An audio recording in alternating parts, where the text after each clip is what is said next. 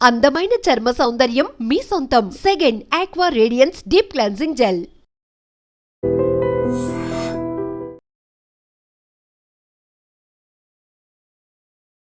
నమస్తే, welcome to I dream. నేను మీ Lakshmi. Corona మళ్ళీ విజృంభిస్తోందా? కోవిడ్ కష్టాలు తప్పవా? ఇప్పటికే ఆంధ్రప్రదేశ్లో కూడా కరోనా పాజిటివ్ కేసులు నమోదవుతూ ఉండటం తీవ్ర భయాందోళన రేపుతోంది. విశాఖలో ఒక వివాహితకు కరోనా పాజిటివ్ ఉంటే కడపలో మరొక 2 పాజిటివ్ కేసులు నమోదవటం ఇప్పుడు ప్రతి ఒక్కరు కూడా ఒక ప్యానిక్లోనికి వెళ్తున్నారు. దీంతోనే వైద్య ఆరోగ్య శాఖ కూడా అలర్ట్ అయింది. మళ్ళీ మాస్క్ తప్పనిసరిగా ప్రతి ఒక్కరు కూడా పెట్టుకోవాలి, సోషల్ డిస్టెన్స్ పాటించాలి. ఒకప్పుడు కోవిడ్-19 సిచ్యువేషన్లో ఏవైతే మనం కేర్ తీసుకున్నామో అవన్నీ తప్పనిసరిగా పాటించాల్సిందే. కోవిడ్ నుంచి దూరంగా ఉండాలి అంటూ అనేక సూచనలు, జాగ్రత్తలు కూడా ఇప్పటికీ రివీల్ చేయడం జరిగింది. సో దీనిపైన మాట్లాడదాం. చాలా వరకు కోవిడ్ అనేటప్పటికీ ప్రతి ఒక్కరూ కూడా ఒక రకమైన ప్యానిక్లోనికి వెళ్ళిపోతూ ఉంటారు. రకరకాల ఆలోచనలు ఉంటాయి, రకరకాల డౌట్స్ కూడా ఉంటూ ఉంటాయి. వాటిపైన క్లారిఫికేషన్ తీసుకుందాం. డాక్టర్ వీరేన్ గారు మనతో పాటు ఉన్నారు, ఇన్ఫెక్షన్స్ స్పెషలిస్ట్. నమస్తే డాక్టర్ గారు. నమస్తే మేడం. సో జనరల్గా ఎన్నో డిసీజెస్ మనం చూస్తూ ఉన్నాం, ట్రీట్మెంట్ తీసుకున్న వాళ్ళు కూడా భయపడరు. కానీ కోవిడ్ అనేటప్పటికీ ఆ సిచ్యువేషన్స్ అందరికీ కళ్ళ ముందు అలా కదలాడుతూ ఉంటాయి, భయం వేస్తుంది. సో ఇప్పుడు మళ్ళీ పాజిటివ్ కేసులు ఒక్కొక్కటి నమోదవుతూ ఉండటం, అసలు ఏం చెప్తారు కోవిడ్-19 కోసం? ఇప్పుడు మళ్ళీ కరోనా అంటున్నారు, అవే సిమ్టమ్స్తో ఉంటుందా లేకపోతే ఏంటి? సో కోవిడ్లో భయానికి కారణం అనేది మెయిన్లీ ఒకటి కారణం. ఎందుకంటే ఇది పబ్లిక్కే కొత్త కాదు, డాక్టర్స్ కూడా కొత్త. గత 3 ఏళ్ల ముందు ఎవరికి కూడా కరోనా వైరస్, కోవిడ్-19 వీటి గురించి ఎవరికి తెలియదు. పరిచయం లేని పేరు, పరిచయం లేని డిసీజ్ మాకు కూడా కొత్త. ట్రీట్మెంట్స్ ఎవాల్వ్ అవ్వడం కూడా మేము కూడా నేర్చుకున్నాం. పబ్లికే కాదు, మేము కూడా ఎలా ట్రీట్ చేయాలి పేషెంట్ నేర్చుకున్నాం. ఇది ప్రథమ కారణం దీని గురించి భయం రావడానికి. ఇకపోతే మీరు అడిగింది ఇప్పుడు కూడా ముందు కోవిడ్ వేవ్స్ లాగే ఉంటుందా లేదా అనేది. So it is too early to tell. ప్రస్తుతానికైతే అక్కడక్కడ అడపదడప కేసులు నమోదవుతున్నాయి. సివిరిటీ కూడా ప్రస్తుతానికి అంతగా లేదు. సో మనం ప్యానిక్ అవ్వడం కాకుండా మన సురక్షితలో మనం ఉండడం బెటర్. ప్రస్తుతానికి అయితే కేసెస్ పెరుగుతాయంటే పెరగచ్చు. ప్రస్తుతానికి క్లైమేట్ కూడా చేంజ్ అవుతుంది, అడపదడప వర్షాలు. ఇదే టైం వైరసెస్ అన్ని విజృంభించే టైం ఇది. రెస్పిరేటరీ వైరసెస్ అంటారు. కోవిడ్ కానీ, ఫ్లూ కానీ, బర్డ్ ఫ్లూ, ఇవన్నీ రెస్పిరేటరీ వైరసెస్, శ్వాసకోశం సంబంధించిన వైరస్లు. ఇవన్నీ వర్షాలు పడినా, సడన్గా వింటర్, సమ్మర్ నుంచి మెల్లగా రైనీ సీజన్ వింటర్కి వెళ్ళినా అప్పుడు ఎక్కువ విజృంభిస్తాయి. ఇప్పుడు కేసులు పెరగడం కానీ ఇవన్నీ చూడొచ్చు. సివిరిటీ ఉంటుందా లేదా అనేది ఆ మ్యూటేషన్స్ బట్టి, వేరియంట్స్ బట్టి కూడా ఉంటుంది. సో ఇది సివియర్ వేరియంటా కాదా ప్రస్తుతానికి అనేది ఇంకా గవర్నమెంట్ దాని మీద రీసెర్చ్ చేయాల్సిన అవసరం ఉంది. Yes sir. ఇప్పుడు హాట్ సమ్మర్లో కూడా మనకి రెయిన్స్ పడుతూ ఉన్నాయి. దీంతో కూడా కొంతమందికి వైరల్ ఫీవర్స్ వస్తున్నాయి. అంటే ఈ ఇన్ఫెక్షన్స్కి ఇప్పుడు కోవిడ్-19 లక్షణాలకి ఏమైనా డిఫరెన్సియేషన్స్ గమనించవచ్చు అంటారా? ఇక్కడే చాలా వరకు పేషెంట్స్ కన్ఫ్యూజ్ అవుతూ ఉంటారు. అయ్యో, అంటే కోవిడ్-19లో ఎలాంటి సిమ్టమ్స్ ఉన్నాయి, మాకు ఇప్పుడు ఫీవర్ ఉంది, తలనొప్పి వస్తుంది, కాళ్ళు చేతులు పీకుతున్నాయి, అయితే మాకు కూడా పాజిటివ్ ఉంటుందా అనే ఆలోచన ఉంటుంది. సో ఈ రెండింటికి డిఫరెన్సియేషన్ ఏం తెలుసుకోవచ్చు అంటారు? ఓకే, మీరు అడుగుతుంది దగ్గు, జలుబు, జ్వరం, వైరల్ ఫీవర్స్ ఏటి ఉన్నాయో వాటిని కోవిడ్ నుంచి ఎలాగ మీరు డిఫరెన్షియేట్ చేయాలో అడుగుతున్నారు. సో ఈ 2 ప్రారంభం అవ్వడం అయితే ఒకలాగే ఉంటాయి. జలుబు, దగ్గు, గొంతు నొప్పి, జ్వరం, ఒళ్ళు నొప్పులు, తలనొప్పి 2 ఒకేలా ఉంటాయి, ప్రారంభం అవుతాయి. ఓకే, ఫ్లూ సివియర్ అవ్వచ్చా అంటే ఫ్లూ కూడా అప్పుడప్పుడు సివియర్ అయ్యి జనాలు హాస్పిటల్ అడ్మిట్ అయ్యే పరిస్థితులు అయితే ఉన్నాయి. కానీ percentage of flu cases severe అవ్వడం చాలా తక్కువ. అది 0.1% అయితే కోవిడ్లో 1%కి వస్తుంది అది. సో ఓన్లీ మనం టెస్ట్ చేసుకోకుండా, పేషెంటే కాదు ఏ డాక్టర్ కూడా ఇది ఫ్లూవే, నార్మల్ వైరల్ జ్వరమే, లేదా ఇది కోవిడ్ అని ఎవ్వరూ చెప్పలేరండి. టెస్ట్ చేసుకోకుండా ఎవరు చెప్పలేరు. ఇప్పుడు టెస్టింగ్ ఎప్పుడు చేయించుకోవాలని మీరు అడిగితే ప్రతి జలుబు దగ్గరికి చేయించుకునే రోజులు ప్రస్తుతానికైతే ఇంకా రాలేదు. లేదు, నాకు జ్వరం 3-4 రోజులు దాటిపోతుంది, ఆయాసం వస్తుంది, పల్స్ ఆక్సిమీటర్లో ఆక్సిజన్ తక్కువ అవుతుందంటే ఖచ్చితంగా టెస్ట్ చేయించుకోవడం మంచిది. ఇమీడియట్గా అలర్ట్ అయిపోవాలి, టెస్ట్ చేయించుకోవడం మంచిది. Yes sir. సో కోవిడ్ అనేటప్పటికీ ప్రతి ఒక్కరు వ్యాక్సినేషన్ వేస్తే మనం ఎంత ప్రొటెక్ట్ అవుతామో అని అనుకున్నామో, ఇమ్యూనిటీ పవర్ పెంచుకోవడం కోసం రకరకాల ఎక్స్పెరిమెంట్స్ కూడా చేస్తున్నాం సార్.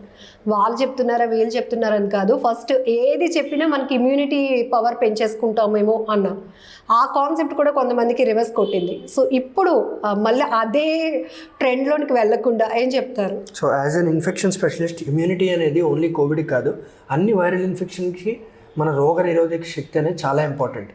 రోగ నిరోధక శక్తి పెంచుకుంటే వైరల్ ఇన్ఫెక్షన్స్ రావు అని నేను అన్నా. ఇప్పుడు ఎవరికైనా కోవిడ్ ఉంటుంది, నా మీద దగ్గితే నాకు వస్తుంది, కానీ అతనిలో సివియరిటీ ఎక్కువ అవ్వచ్చు. కానీ రోగ నిరోధక శక్తి అనేది, ఇమ్యూనిటీ అనేది బాగుంటే యాజ్ అన్ ఇన్ఫెక్షన్ స్పెషలిస్ట్ ఖచ్చితంగా నేను చెప్పగలను. మోస్ట్లీ సివియరిటీకి వెళ్ళరు, హాస్పిటల్ అడ్మిషన్కి వెళ్ళరు, ఇది మనం చెప్పగలం. సో రోగ నిరోధక శక్తి పెంచుకోవడం మంచిదా అంటే మంచిది, అది కానీ 1 day ప్రాసెస్ కాదు, దానికి ఏదైనా మ్యాజిక్ మెడిసిన్ అంటూ ఏమీ లేదు. ఓవర్ ద టైం మన డైట్లో విటమిన్ సి ఉన్న వెజిటబుల్స్, ఫ్రూట్స్ ఇవన్నీ ఇంక్లూడ్ చేసుకుంటే ఓవర్ 1 to 2 months పెరుగుతుంది. ఇదే కరెక్ట్ టైం అది పెంచుకోవడానికి. సో అందరూ ఫ్రెష్ ఫ్రూట్స్, వెజిటబుల్స్ ఉన్న డైట్ ఇంక్రీజ్ చేసుకుంటే రోజు కానీ అట్లీస్ట్ నిమ్మరసం, మ్యాంగోస్ ఇప్పుడు అవైలబుల్, వాటిలో అన్నింటిలో విటమిన్ సి ఉంటుంది. అవి రెగ్యులర్గా తీసుకుంటే 2 months ఇమ్యూనిటీ బిల్డప్ అవుతుంది. Then chances of you going in to severity తక్కువ అవుతాయి. That is so we can protect our cells by increasing our immunity. Sir, generally seasonal infections అనేటప్పటికి చాలా రకాలు చూస్తూ ఉంటాం. సో ఇప్పుడు పిల్లల్లో ఎక్కువగా మనం చూస్తూ ఉన్నాం. ఎలాంటి ఇష్యూస్ ఉన్నాయి? సో ప్రస్తుతానికైతే మీరు ముందు వచ్చిన కోవిడ్ వేవ్స్ చూస్తే 2 ఏజ్ గ్రూప్స్ మెయిన్గా చెప్పారు. బాగా చిన్నపిల్లలు, వృద్ధులైన వాళ్ళు, వీళ్ళకి బాగా ఖచ్చితంగా సివియరిటీ వస్తుందని చెప్పారు. ప్రస్తుతానికి కేసులు తక్కువ ఉన్నాయి కాబట్టి కమెంట్ చేయడం కొంచెం కష్టం. చిన్నపిల్లలకి ఇంకా ఈ కొత్త వేరియంట్లు చిన్నపిల్లల్ని ఎక్కువ ఇచ్చేస్తే కమెంట్ చేయడం కష్టం. కానీ ఒకటి మాత్రం చెప్పగలం, ఎప్పుడైతే ఇమ్యూనిటీ తక్కువ ఉంటుందో, అంటే చాలా డిసీజెస్ ఉంటాయి, వాటిలో ఇమ్యూనిటీ తక్కువ ఉంటుంది. షుగర్ ఉన్నవాళ్ళు, హార్ట్ ప్రాబ్లం ఉన్నవాళ్ళు, ఆల్రెడీ కిడ్నీ ప్రాబ్లమ్స్ ఉన్నవాళ్ళు, డయాలిసిస్ మీద ఉన్నవాళ్ళు, ఇంకేమైనా ఇమ్యూన్ రిలేటెడ్ డిసీజెస్, రొమటలాజికల్ డిసీజెస్ అంటారు, ఆటో ఇమ్యూన్ డిసీజెస్, అవి ఉన్న వాళ్ళకి ఇమ్యూనిటీ ఎలాగో తక్కువ ఉంటుంది. ఆర్ ఇమ్యూనో సప్రెసెన్స్ వాడేవాళ్ళు, చాలా మందికి ట్రాన్స్ప్లాంట్లో అవయవ మార్పిడి చేస్తారు, వాళ్ళకి ఇమ్యూనిటీ సప్రెస్ చేస్తారు, మెడిసిన్స్ ఇస్తారు. వాళ్ళందరికీ అండ్ వృద్ధులకి వీళ్ళకి వస్తే మాత్రం సివియరిటీ ఎక్కువ ఉండే ఛాన్స్ మళ్ళీ ఎక్కువ ఉంది. చిన్నపిల్లలకి ఇంకా ప్రస్తుతానికి తెలియదు కాబట్టి మనం అంత ఎక్కువ దాని గురించి మాట్లాడకూడదు. కేసులు పెరిగే కొద్దీ మనకు అర్థమైపోతుంది. సో మీరు అన్నారు COVID-19 ఫస్ట్ టైం వచ్చినప్పుడు డాక్టర్స్కి కూడా అదొక experiment. So how to treat అనేది మీరు కూడా నేర్చుకొని మాకు చెప్పడం వల్ల మేము అలర్ట్ అయ్యాం. సో ఇప్పుడు ఈ సీజన్లో వస్తున్న కోవిడ్ లక్షణాలు ఇంకా ఫుల్ ఫ్లెడ్జ్డ్గా ఎలాంటి సిమ్టమ్స్ బయటపడటం లేదు కాబట్టి చెప్పలేకపోవచ్చు, కానీ ఎలాంటి అలర్ట్ అంటే కోవిడ్ అనేటప్పటికి ఫస్ట్ అందరికీ గుర్తొచ్చేది మాస్క్, సోషల్ డిస్టెన్స్ అండ్ ఇంకా హైజీన్ మెయింటైన్ చేయటం. ఏం చెప్తారు మీ సజెషన్స్? 2 విషయాలండి. ఒకటి, మనం పబ్లిక్లో ఎలా ప్రవర్తించాలి అండ్ ఇంట్లో ఎలా ప్రవర్తించాలి. సిమ్టమ్స్ వస్తాయి, సిమ్టమ్స్ రాకముందు మనం పబ్లిక్ గ్యాదరింగ్స్ అనేవి, ఒకవేళ మీకు కంపల్సరీగా వెళ్ళాలి అంటేనే వెళ్ళండి. Don't go to parks or other public gatherings just because you want to go out. Okay, number 1. రెండోది, ఒకవేళ గ్యాదరింగ్స్ వెళ్ళాల్సి వచ్చింది, పెళ్ళి లేకపోతే ఇంకెవరైనా గ్యాదరింగ్ ఖచ్చితంగా మీరు వెళ్ళాలి, మీ ఫ్యామిలీ వెళ్ళాలి అన్నప్పుడు మాస్కులు ధరించడం ఖచ్చితంగా మంచిది.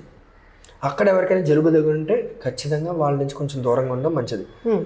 రెండోది, మీకు వస్తే సిమ్టమ్స్ మీరు ఎలా చేస్తారు, మిగతా వాళ్ళని ఎలా కాపాడుకుంటారు.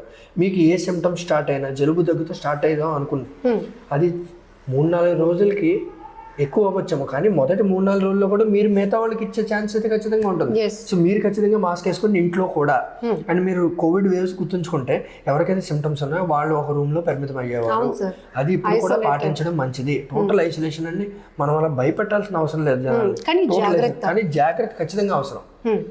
బయట ఉన్నప్పుడు మాస్క్ వేసుకోండి, లోపలికి వచ్చిన ఇంట్లోని మీ రూమ్కి వెళ్ళే ముందు మాస్క్ వేసుకోవడం మంచిది. మీరు ఒకే టేబుల్ దగ్గర అందరూ భోజనం చేసినా సరే ఆ డిస్టెన్స్ చాలు మనం రావడానికి. సో వాళ్ళు వేరేగా ఉన్న సిమ్టమ్స్ తగ్గే వరకు, లేదు నాకు సిమ్టమ్స్ పెరుగుతున్నాయి, 4 రోజులు అయిపోయింది జ్వరం తగ్గలేదు, 5 రోజులు అయిపోయింది జ్వరం తగ్గలేదు, టెస్టింగ్కి వెళ్ళడం మంచిది. అప్పుడే చెప్పారు డాక్టర్స్ అందరూ కూడా, మాస్క్ అనేది మన లైఫ్లో ఇంకా ట్రావెల్ అవ్వాల్సిందే అని. కాకపోతే కాస్త రిలాక్స్ అయ్యాం కాబట్టి మాస్క్ల ఊసలేదు, ఇప్పుడు మళ్ళీ స్టార్ట్ అవుతోంది. ఒకవేళ మనకి ఫీవర్ వచ్చినా మనం మాస్క్ ఇంట్లో పెట్టుకుంటే పక్కన ఉన్న వాళ్ళు ఎవరైనా అయ్యో వీళ్ళ ఇంట్లో కోవిడ్ కేసు ఉందేమో అని అనుకుంటారేమో అని చెప్పి చాలా వరకు ఇలాంటి కేర్ తీసుకోవడానికి కూడా అలా భయపడుతూ ఉంటారు. బట్ వెరీ క్లియర్గా మీరు ఏం సజెస్ట్ చేస్తారు? సో మాస్కింగ్ అనేది ఇప్పటి వరకు జనాలకి అర్థమైందని అనుకుంటాను, ఎందుకంటే ఆల్రెడీ మనకి ఎక్స్పీరియన్స్ ఉంది 2 Covid waves. Covid is no more a new disease, number 1. That is an advantage. ముందు నేను చెప్పినప్పుడు అప్పుడు అందరికీ కొత్త, డాక్టర్స్ కొత్త, ఇప్పుడు మాకు కొత్త కాదు. We know what to do with our patient, we know how to track them and we know how to treat the disease. This is the major advantage. ఇది మేజర్ అడ్వాంటేజ్ మనకున్నది ఈసారి కోవిడ్లో. సో కంగారు పడాల్సిన విషయం లేదు, కానీ మన కుటుంబ సభ్యుల్ని కాపాడుకోవడానికి మన రెస్పాన్సిబిలిటీ అది. పబ్లిక్లో కూడా మన రెస్పాన్సిబిలిటీ. సో మాస్క్ ధరించడం ఆల్రెడీ అందరికీ అలవాటు అయిపోయింది. అండ్ అంతగా జలుబు దగ్గు బాగా ఇది వస్తుంది అంటే అప్పుడు చేతులు కడుక్కోవడం ఎలాగో నేను చెప్పాల్సిన అవసరం లేదు. శానిటైజర్లు మళ్ళీ వాడకంలోకి వస్తాయి అండ్ వాడకంలోకి రావాలి కూడా. అండ్ మీరు హాస్పిటల్స్ ఎక్కడైనా ఎవరైనా అడ్మిట్ అయినప్పుడు కూడా హాస్పిటల్స్లో ఉంటాయి ఖచ్చితంగా మాస్క్, శానిటైజర్, ఈ రెండు అందరూ వాళ్ళ షేప్లో పెట్టుకుని తిరగాల్సిన టైం వచ్చేసింది. ఎస్ సార్, మీరు ఎక్స్క్లూజివ్లీ ఇన్ఫెక్షన్స్కి ట్రీట్ చేస్తూ ఉంటారు కాబట్టి, స్పెషలిస్ట్ కాబట్టి, ఇన్ఫెక్ట్ అయిన తర్వాత ట్రీట్మెంట్ ఇది సెకండ్ థింగ్. కానీ అసలు ఇన్ఫెక్షన్స్ ఎందుకు వస్తాయి సార్? జనరల్గా మనం చేసే మిస్టేక్స్ ఏంటి డైలీ లైఫ్లో? ఒకటి, ఇన్ఫెక్షన్స్ వచ్చాక సివియర్ అవ్వడం రెండు విషయాలు మేడం. ఇన్ఫెక్షన్స్ రాకుండా ఉండాలంటే మన రోగ నిరోధక శక్తి కానీ మన హెల్త్ కానీ పీక్ లెవెల్స్లో ఉండాలి, పారామౌంట్ లెవెల్స్లో ఉండాలి. అప్పుడు ఇన్ఫెక్షన్స్ మ్యాక్సిమం మనం ప్రివెంట్ చేయగలం. ఓకే. అలాగని ఇప్పుడు దోమ కొడితే మలేరియా వస్తుందంటే వస్తుంది, మీ ఇమ్యూనిటీ ఎలా ఉన్నా మలేరియా వస్తుంది మేడం, ఎలా ఉన్నా వస్తుంది. సో మిగతా ఈ వైరసెస్ లాంటి వాటిని కొంచెం మనం కాపాడుకోవడం. అండ్ ఒకవేళ ఇన్ఫెక్షన్ వచ్చినా సివియర్గా ఉండకూడదంటే మీ ఇమ్యూనిటీ బాగుండాలి. ఓకే. ఇమ్యూనిటీ తక్కువ అయిన వాళ్ళకి, ఇమ్యూనిటీ ఎక్కువ ఇద్దరికి ఇన్ఫెక్షన్స్ వస్తాయి, కానీ ఇమ్యూనిటీ తక్కువ ఉన్న వాళ్ళకి, రోగ నిరోధక శక్తి ఎవరికి తక్కువ ఉంటుందో వాళ్ళకి చాలా సివియర్ అవుతుంది అది. ఓకే. సో సివియర్ అవుతే లైఫ్ థ్రెటనింగ్ ఉంటుంది. జనరలీ మన బాడీ పార్ట్స్లో దేని ద్వారా ఎక్కువగా ఇన్ఫెక్షన్స్ రావడానికి అవకాశం ఉంటుంది?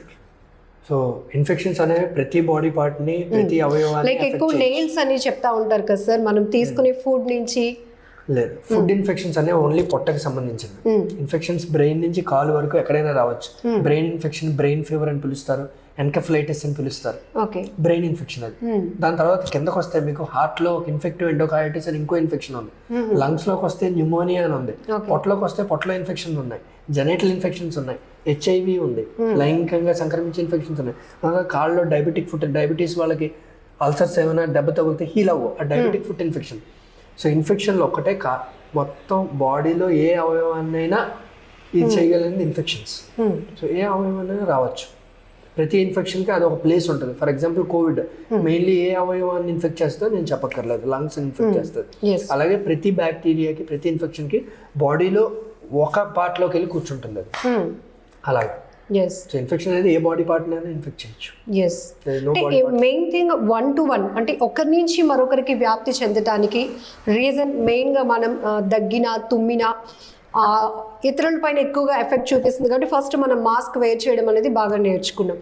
సో ఈ రకంగా ఇలాంటి ఇన్ఫెక్షన్స్ నుంచి దూరంగా ఉండాలన్నా రెగ్యులర్ లైఫ్లో ఏ ఫుడ్ ఎక్కువగా మనం తీసుకుంటే ఇమ్యూనిటీ ఇంప్రూవ్ చేసుకోవచ్చు? రోజు మీ డైట్లోనే ఫ్రెష్ ఫ్రూట్స్ అండ్ వెజిటబుల్స్ ఖచ్చితంగా ఇంక్లూడ్ చేయండి. అండ్ ఏదైనా విటమిన్ సి సప్లిమెంట్స్ కూడా అవసరం లేదు మీకు. విటమిన్ సి సప్లిమెంట్ సింపుల్ నిమ్మరసం, అది అన్ని సీజన్స్లో దొరుకుతుంది మీకు. నిమ్మకాయ అనేది, ఇప్పుడు మామిడి పళ్ళు ఉన్నాయి, నెక్స్ట్ ఆరెంజెస్ వస్తాయి. ఇవన్నీ విటమిన్ సి పుష్కలంగా ఉండే ఆహారాలు.